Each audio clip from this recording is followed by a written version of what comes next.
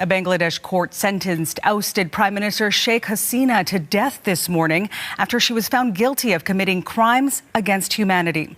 The charges stemmed from Hasina's involvement in ordering a deadly crackdown on a student-led uprising last year. Some 1,400 people were killed in the suppression of the mass protests.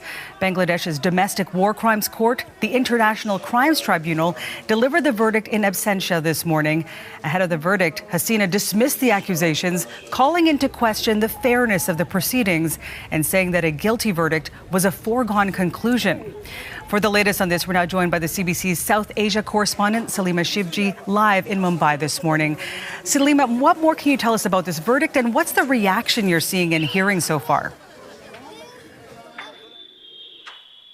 Well, the tribunal did take a couple of hours to read out this very long verdict, which was more than 450 pages long. Basically, they took pains to detail exactly what happened in those violent student protests in July of 2024, and really going through what Sheikh Hasina, the ousted prime minister, is accused of, namely inciting violence as well as ordering troops to fire and basically sanctioning the use of lethal force against protesters. And then after all of that time detailing what exactly happened and reading out this verdict, the sentence was announced. Take a listen. For all these 3 counts, we have decided to inflict her with only one sentence, that is sentence of death.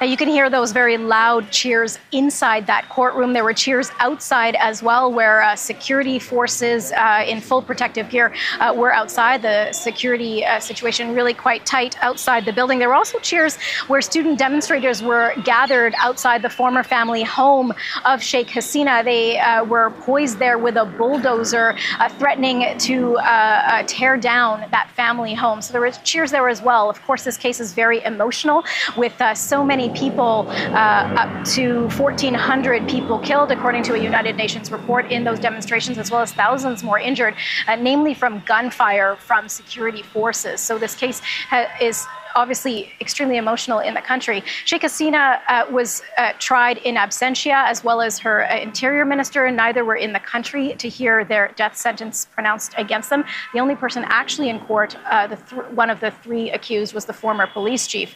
Now, Hasina has released a statement. She has called the death sentence against her biased and politically motivated. And she goes on to write, "I am not afraid to face my accusers in a proper tribunal where evidence can be weighed and tested fairly."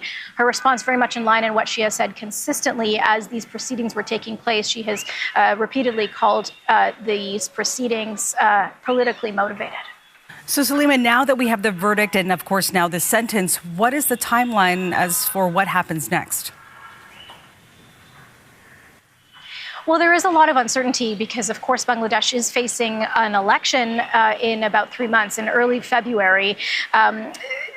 We also know that it appears with a death sentence and a verdict that is so clear in this case, the chances that Sheikh Hasina will mount any sort of political comeback are really quite slim, even though her party, the Awami League, does still have supporters in the country as well as outside the country.